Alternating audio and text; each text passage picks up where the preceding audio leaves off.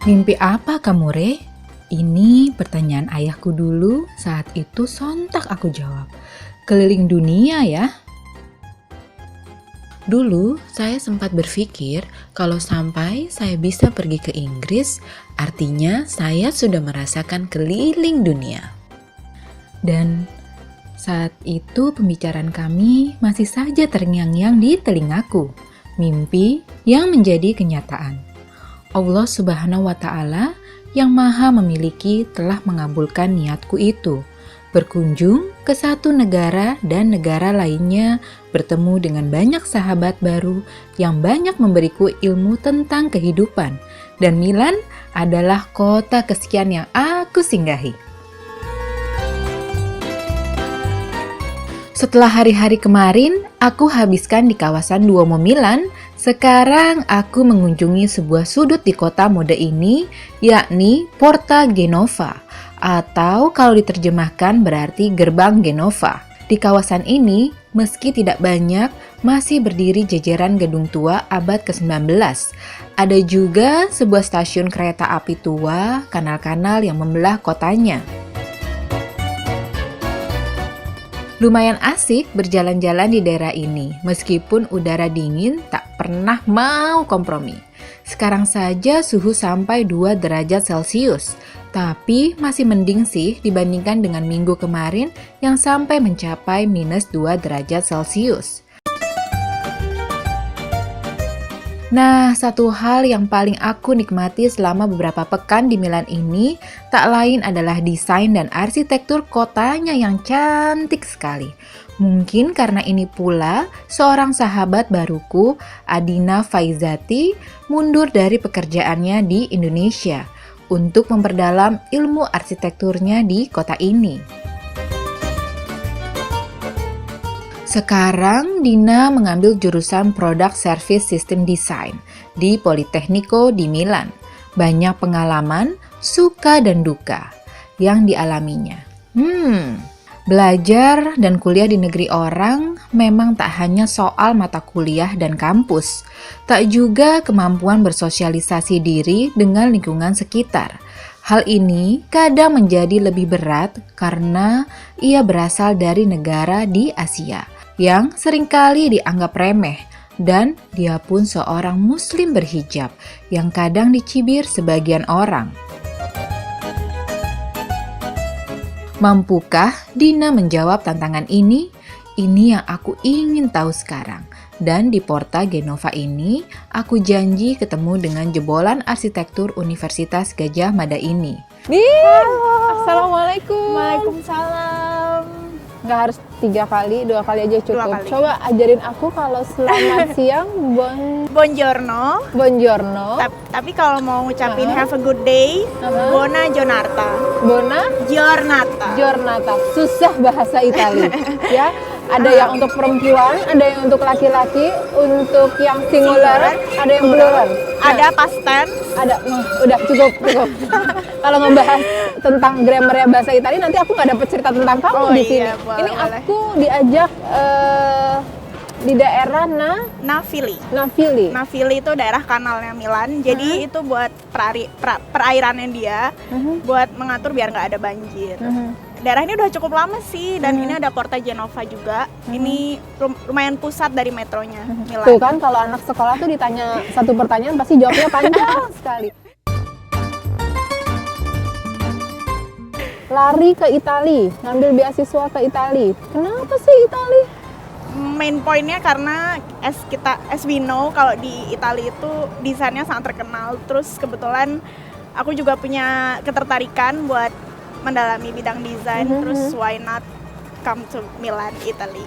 Itu sih pertama. Tapi kan kalau bicara mengenai bahasa waktu itu sudah itu nanti aja dulu deh, yang penting saya pergi dulu ke Itali. Waktu itu gitu kepikirannya. Gak bisa bahasa Italia sama sekali.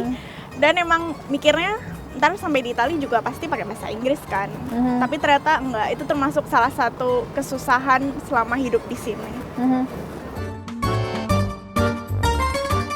Begitu besarnya mimpi Adina untuk melanjutkan kuliah di luar negeri, membuat dirinya mengambil keputusan sedikit nekat, mundur dari tempatnya bekerja tanpa kepastian adanya beasiswa.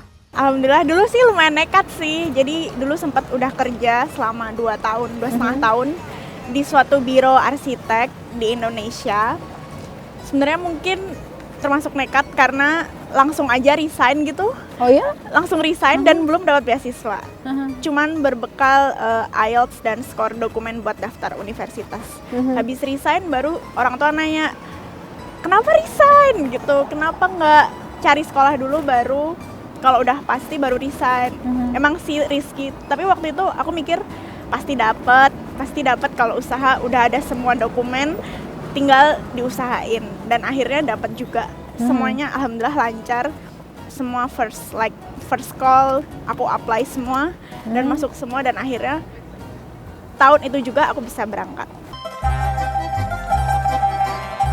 Menjadi muslim yang tetap menjalankan kewajibannya, tetapi juga menjadi pribadi yang terbuka akal lingkungan dan pengetahuan, inilah yang dijalankan Adina dalam kesehariannya.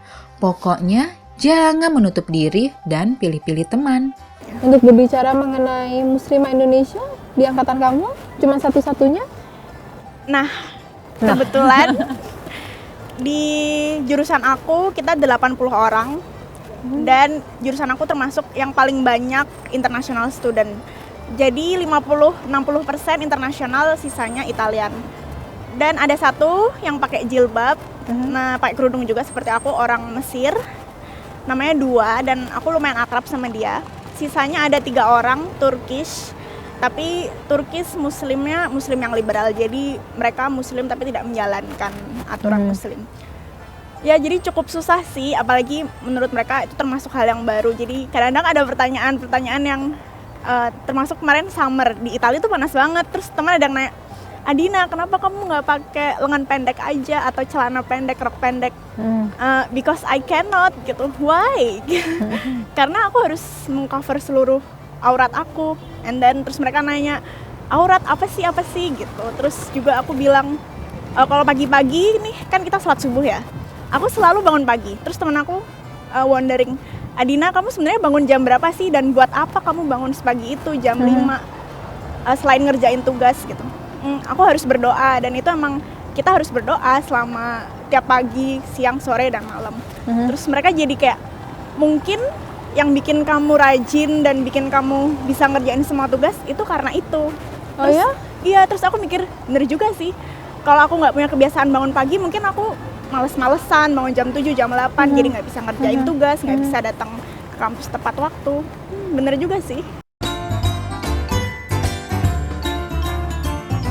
Terus menarik juga misalnya mereka nanyain, jadi ceritanya karena aku banyak teman internasional, aku sering banget ikut mereka aperitivo. Jadi kita punya tradisi namanya drink, kayak minum bareng. Tapi aku nggak minum alkohol. Terus dan mostly teman-teman aku semua pesan alkohol kayak bir gitu. Terus kayak Adina gitu, kayak kenapa kita harus party gitu, let's get drunk together. No, I cannot, sorry gitu, but I will go with you together, we have party. I can still be fun without drunk and something like that. Jadi kayak ya tetap harus milih. Tapi poinnya adalah walaupun kamu muslim dan kamu di negara yang bukan mayoritas muslim, kamu tetap harus bisa bersosialisasi. Bukan dengan berarti kita ngejauhin mereka dan nggak berteman sama mereka.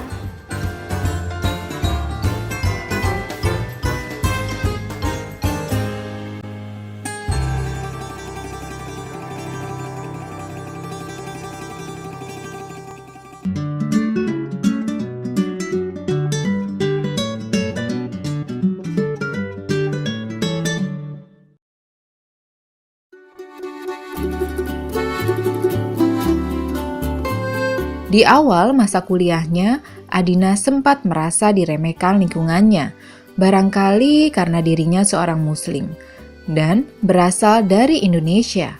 Dina pun merespon hal ini dengan sikap positif, dan menjawabnya dengan prestasi.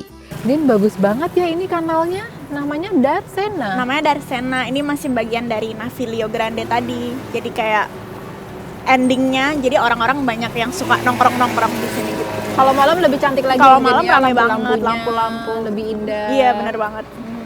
Itu yang mungkin kamu juga jatuh cinta di Italia. Tapi kan kita berbicara sesuatu hal yang memang sepertinya menyenangkan gitu ya. Tapi ada juga di sisi yang memang apalagi kita sebagai seorang muslimah mungkin tidak mudah, dan pasti Adina juga punya cerita-cerita yang Yes. mungkin bahkan sampai pernah mau menangis gitu. Banyak sih Mbak. Jadi pertama kali kita ceritain dulu misalnya kalau hal basic. Misalnya kan saya kuliah di sini. Jadi pasti pertama lingkungan saya adalah teman-teman kampus. Dan di kampus itu seperti yang udah saya bilang tadi, mostly bukan orang Asia dan mostly orang Eropa atau sekitarnya.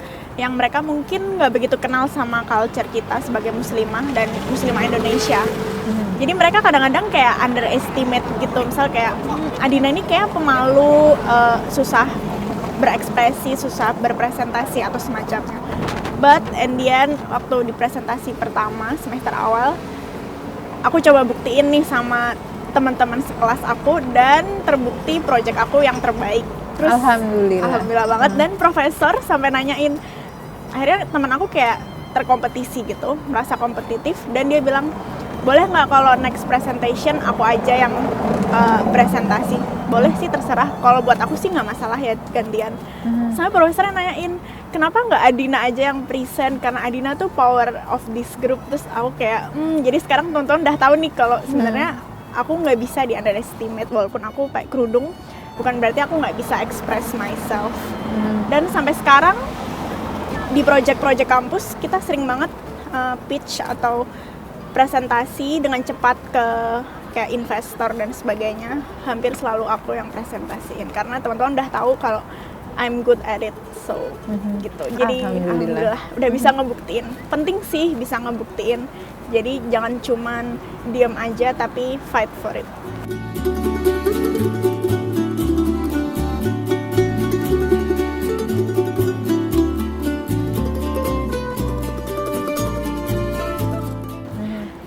Kalau di lingkungan kehidupan sosial, pernah nih di airport di Bari, di selatan Italia. Waktu itu saya mau balik ke Milan habis liburan summer. Jadi kan summer, panas-panas, mungkin petugasnya bingung, kok ada ya orang pakai baju tutupan semua, pakai kerudung, pakai lengan panjang. Sementara ini panas. Iya, panas banget sampai 40 derajat, sampai stop. Anehnya, di situ tuh banyak banget orang yang bukan orang Itali atau imigran atau orang yang mungkin mikirnya awalnya aku mikir apa karena aku berkulit coklat dan bukan putih. Tapi banyak kok orang India, orang lain yang nggak di stop, cuman saya yang di stop. Terus sampai dibukain paspornya. Saya bahkan punya resident permitnya kalau saya tuh tinggal di sini dan di Milan.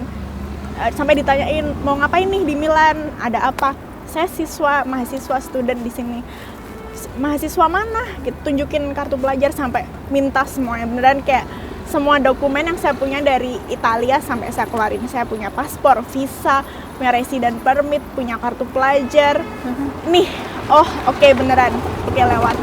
Dan itu menurut saya sih cukup gimana ya, thrilling gitu. Tujuan kamu cuma mau balik ke kota tempat kamu belajar, tapi orang masih nggak percaya gitu. Walaupun udah banyak dokumennya.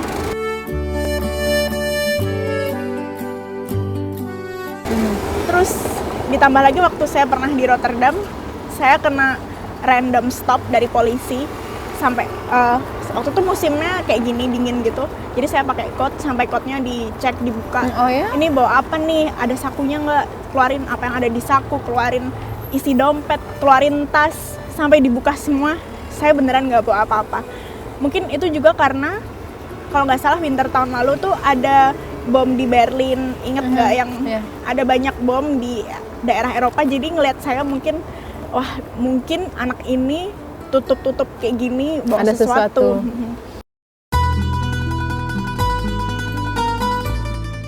Namun, ternyata hal itu belum seberapa. Ada satu masa yang pernah ia rasakan sangat menyakitkan hati. Kalau di Italia sendiri, pengalaman saya yang paling baru adalah kesulitan mencari housing buat tinggal. Jadi ya satu dan banyak hal, saya harus pindah dari rumah saya. Dan cari rumah di sini udah susah banget karena bisa dibilang ini kayak ibu kotanya Eropa, kayak banyak orang kerja di sini, banyak mahasiswa. Susah dan mahal, mahasiswa, kantong mahasiswa. dan mereka masih nggak mau menerima saya karena saya bukan bagian dari mereka, let's say, karena aku tampak berbeda. Selain dari kulit, culture, juga dari penampilan. Mungkin mereka khawatir apa sih yang orang ini bakal bawa ke rumah. Dan bahkan flatmate atau teman kosnya, kalau bahasa Indonesia, teman kosnya terang-terangan bilang saya nggak mau kalau dia bukan orang Itali, dia nggak bisa berbahasa Itali, dan dia orang mana nih, nggak kenal, gitu-gitu. Maksudnya nggak familiar dengan kenapa pakai baju kayak gitu dan sebagainya. Seperti itu. Terus waktu itu rasanya gimana? Saya nangis sih, jujur aja, waktu soalnya kayak ini lagi musim ujian, lagi banyak kerjaan, saya juga lagi internship, jadi kayak banyak tekanan dan masih harus dikasih masalah yang sebenarnya ini bukan wewenang saya nggak bisa ngeganti saya bukan orang Indonesia, saya nggak bisa ngeganti saya bukan Muslim, karena itu udah apa yang membentuk saya. Jadi kayak kalau kuliah, tekanan kuliah saya bisa menggantinya dengan berusaha, tapi kalau ini nggak bisa diganti, jadi kayak ini sangat menyakitkan. Jadi saya menangis, tapi akhirnya saya dapat penyelesaian, alhamdulillah. Waktu saya ikhlas, kayak ya udahlah, saya mungkin nebeng di rumah teman, saya juga nanya teman-teman dekat saya Indonesia, teman Italia, boleh nggak nebeng di rumah kamu? Akhirnya landlordnya ngontak saya, Adina kamu masih boleh stay sampai tahun depan kok. Terus alhamdulillah banget. Jadi alhamdulillah. Iya tuh kayak beneran Mbak, jadi kayak waktu saya ikhlas ternyata dikasih jalan. أتحاجوننا في الله وهو ربنا وربكم ولنا أعمالنا ولكم أعمالكم ونحن له مخلصون.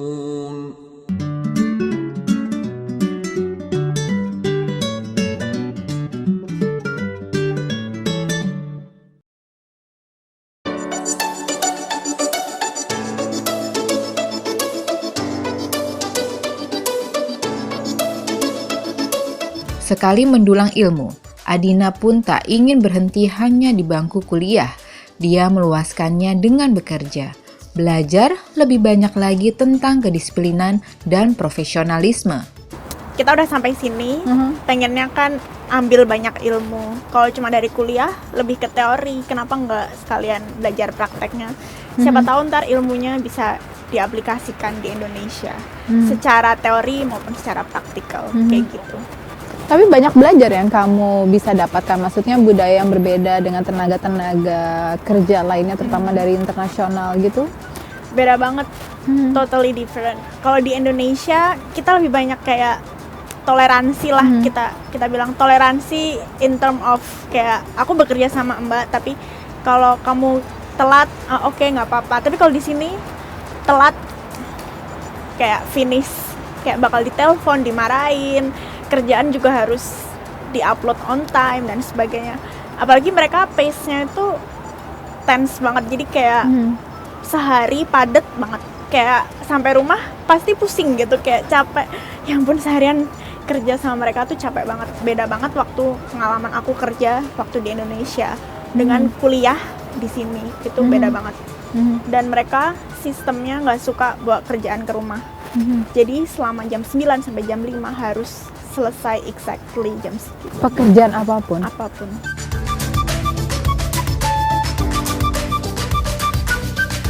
Nah, Din, kalau berbicara mengenai tadi bersosialisasi di lingkungan bekerja, kan ada waktu-waktu kita sebagai muslimah harus menjalankan sholat 5 waktu. Bagaimana toleransi mereka?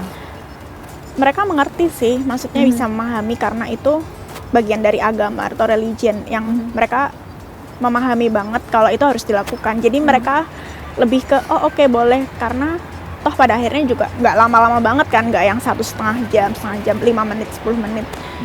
Dan cara buat bikin mereka tambah percaya sama kita adalah ya buktiin aja sama kerjaan kamu yang bagus dan tetap selesai walaupun ada waktu break itu tadi. Kayak gitu. Ya, sholat 5 waktu, wasiat utama yang dititipkan orang tuanya kemanapun ia pergi, menjaga diri dan menjaga kerudungnya. Lalu, apa rencanamu setelah selesai kuliah nanti, Dina? Nah, Din, berbicara lagi mengenai kedepannya gitu ya, cita-citanya pengen bekerja dengan lingkungan yang internasional ya, bukan cuma kuliah tapi yang lingkungan bekerjanya juga lingkungan bekerja internasional. Kamu sebagai seorang perempuan juga jauh dari keluarga gitu ya, tapi alhamdulillah ayah ibu mendukung. Iya, alhamdulillah banget keluarga saya 100% mendukung. Karena sebenarnya saya udah pengen ada di luar Indonesia dan mencari pengalaman sejak saya S1. Jadi saya udah statement nih ke orang tua. Nanti habis lulus S1 pokoknya mau cari kerja di luar negeri, titik. Kerja atau kuliah.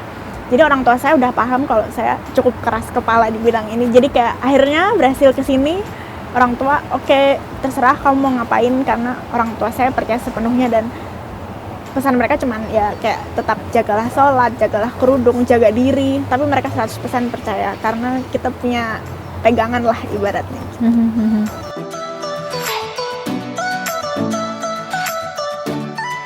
Dan mimpi kedepannya kira-kira proyek apa yang ingin Adina lakukan, terutama yang bisa dikatakan sangat berguna dan sangat bermanfaat untuk kita yang tinggal di Indonesia? Sudah terbayangkan belum? Belum kebayang banget sih, cuman pengennya habis lulus insya Allah tahun depan, semoga amin.